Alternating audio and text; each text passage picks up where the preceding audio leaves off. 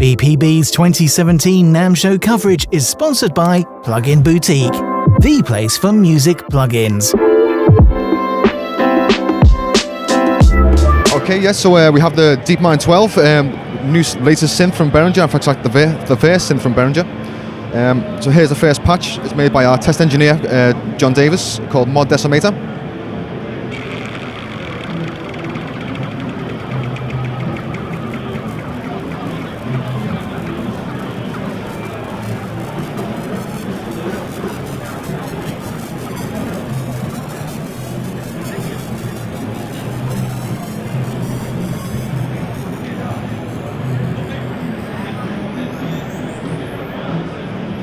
Okay, and that's a patch that's making use, hang on a second. And that's a patch that's making use of our half and half analog, half digital. So our effects are in SEM mode, and we're using the decimator delay. And John is basically re-triggering the sound, and the envelope is shortening as it goes and decimating more and more, so it decays as the patch goes on. A more traditional patch.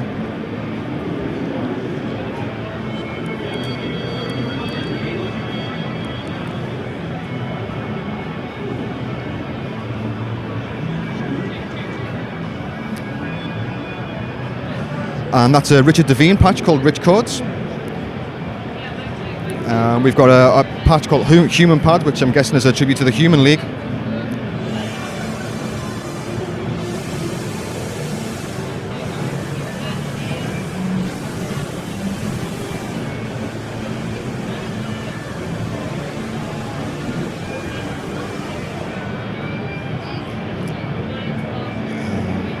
We've got an EP kind of sound.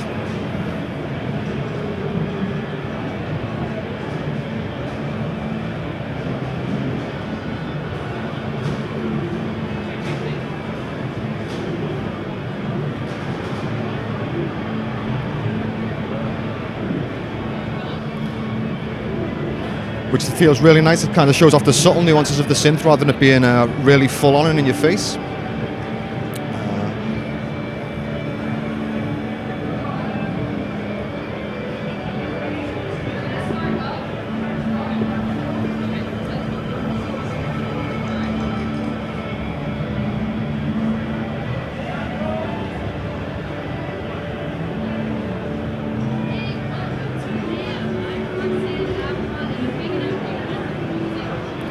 So as you can hear, it's really nice and suited to evolve and swelling kind of pads, and as well as percussive sounds. We'll go for some bass.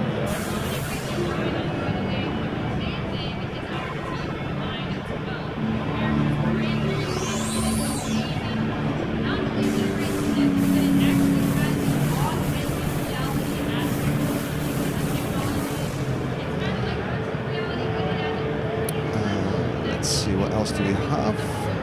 We have another bass sound, again created by John Davis, our test engineer.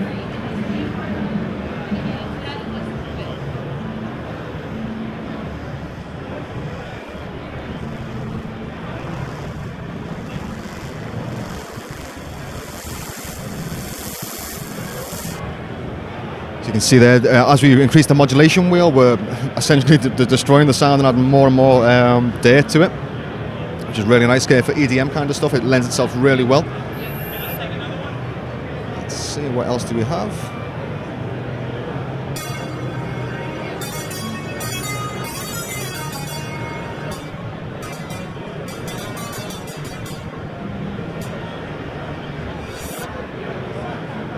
A little bit of a funky lead.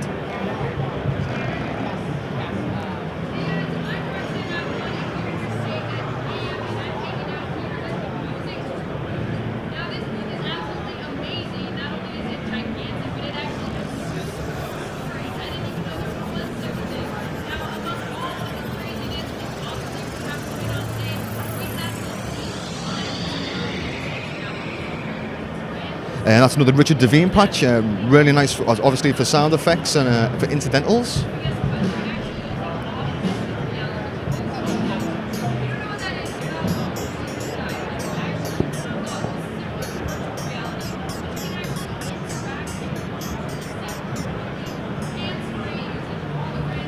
It's a little clav sound. Let's see what else we have.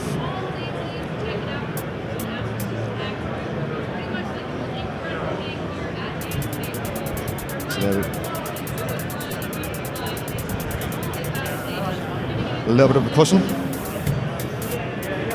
So when we hold the note down, it's a closed hat, and if we just tap, it's an open hat.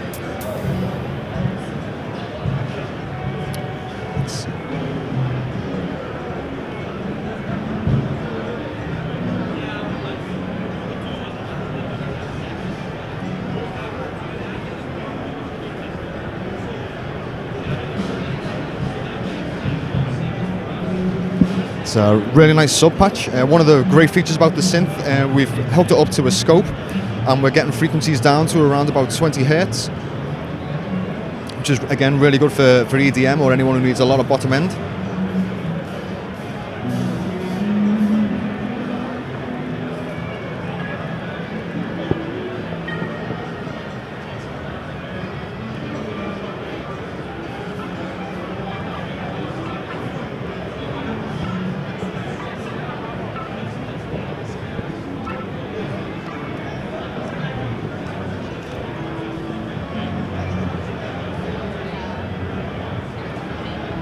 So we can do quite nice subtle sounds as well, and traditional instruments, as well as the crazy out there kind of stuff.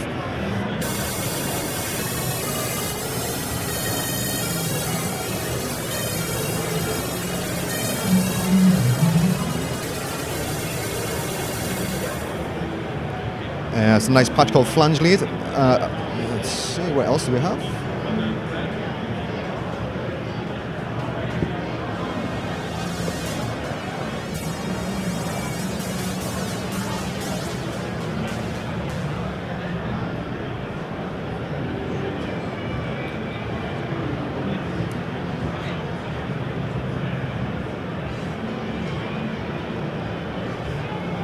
Some nice a patch called Soft Swells.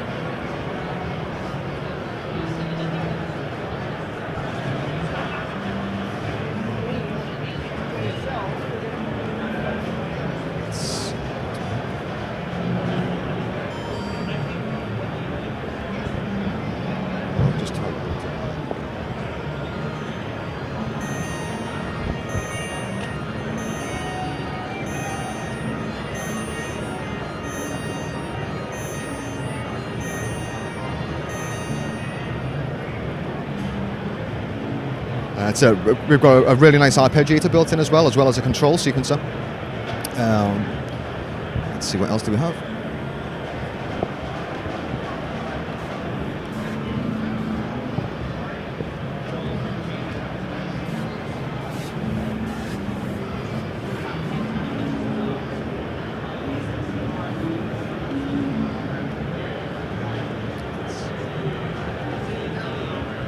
I'm guessing this is.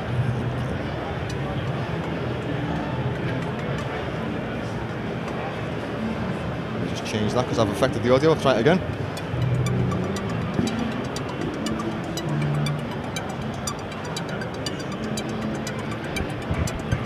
So yeah, some of the features of the synth was, well, we've got the ARP running. So we've got our ARP rate, and we get a readout as well in BPM to show you how fast you're going. 275 BPM down to 20 BPM. We've also got a gate time along with that. So as I decrease the gate, we get a visual representation.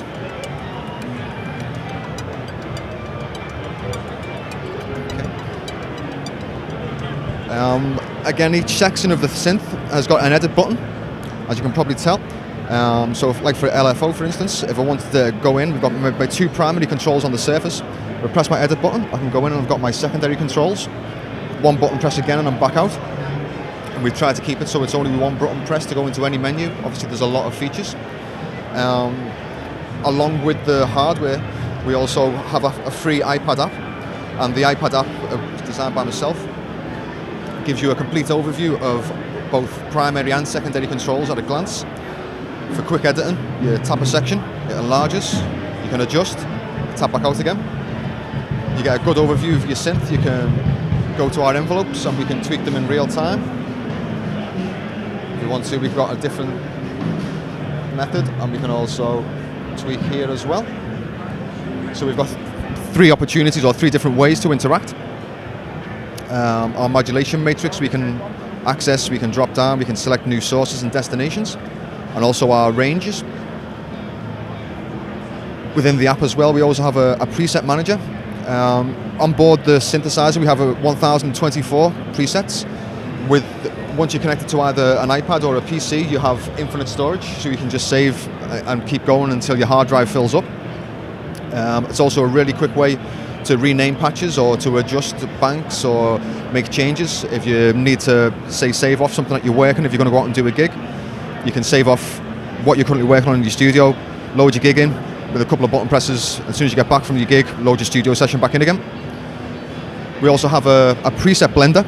The idea of the preset blender being we can have any 4 presets from the synth, assign them to a quadrant, and then you can blend in between. We can use it as a performance tool and drag around. Or if you find a really sweet spot, a nice blend of the 4 presets or any of the 4 that are selected, you can then save that out as a new sound. So it's a way for you to generate more tones and more presets from the presets that you've already got. If you want some subtle variations to a patch that you've made, that's quite an easy way to do that. We've also got effects control, which for some reason isn't there. There we go. So all of our effects are there, and we can select and go in and edit again in real time. And we're, I think, 35 effects currently, with a TC reverb. We've got a Telray delay, we've got some Clark Technic, we've got a Midas EQ as well as a pitch shifter, rotary speakers, chorus, decimated delays, and everything. Anyone who knows the X32 effects or M32 effects will recognize these. They've been tweaked especially for the synth. We've also got our control sequencer and our arpeggiator, which again are featured on the hardware, but there's a different way to interact. And if you're quicker with an iPad than you are with going through steps, then that's good for you as well. So essentially the iPad and the desktop application is free, and all Behringer software will always be free. We're constantly rolling out upgrades for it. There's already new stuff in the pipeline. I obviously can't mention it at the moment.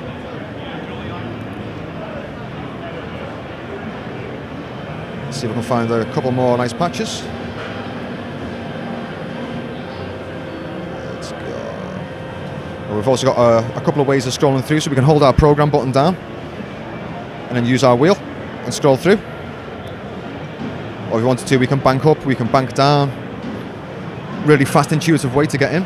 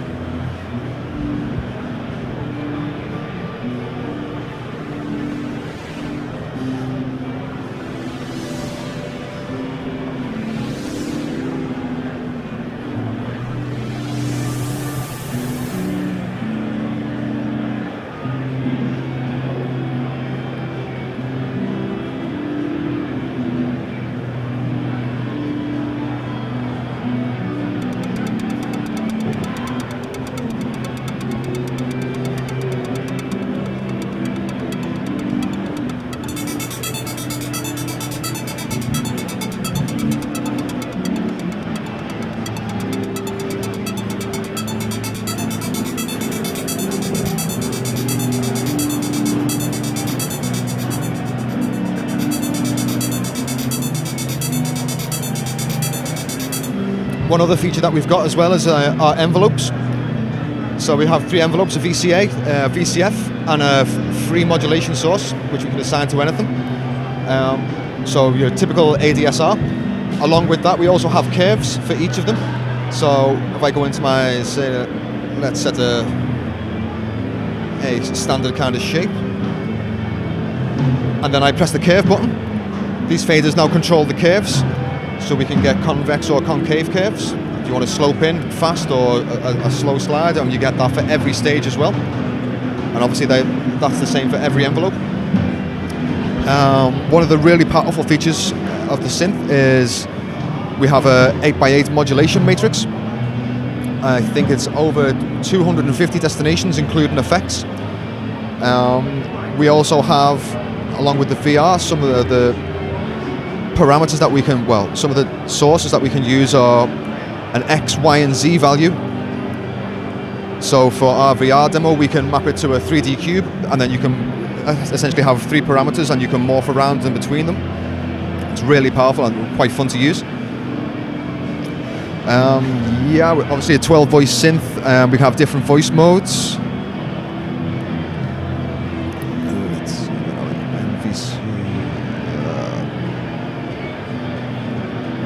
Okay, where are we? Mod. So yeah, here we have our polyphony. So we're in poly mode now. Single voice per note. Then we have unison 2, 3, 4, 6, and 12. And then we have mono, mono 2, mono 3, 4, 6, poly 6, poly 8. There's quite a lot of options. Another great feature, we've introduced some drift parameters. So if for someone's taste it doesn't sound analog enough, or you're used to a bit of to and fro, like the old synths used to do, the tuning used to waver, you can dial that in. You can even use that as a modulation, or you can modulate to it, which is quite powerful as well.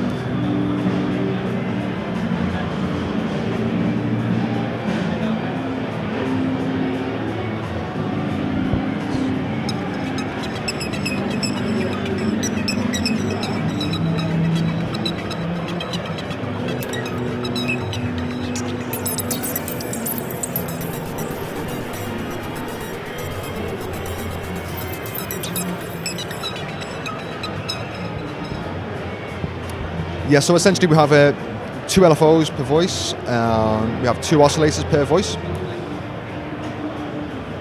Yeah, VCF, VCA, HPF. Kind of everything that you'd expect from a synth, and then a little bit more. We've tried to go overboard a little, well, not overboard, but to add extra features. So we can have the synth in complete analog mode if we go into bypass, so we're bypassing the effects chain altogether, so now it's a completely analog synth. If we move into send mode, then the analog signal path is mixed in with the digital effects, and a send mode as you would expect from a typical mixer. If we go into insert mode, then the analog path is pushed straight into the effects chain, and it becomes a digital path. We also have multiple configurations for the effect slots. I think there's 10 in total. The last 2 of which can feed back on each other, and you can get some wonderful shimmer kind of effects. It's extremely flexible. Okay, so currently in the USA, these are available from Sweetwater, retail on $999. I'm not too sure what the price is in Europe, but yeah, as far as I'm aware, they are available now from Sweetwater, along with a bag of sweets. So yeah, snap yours up quickly before they go.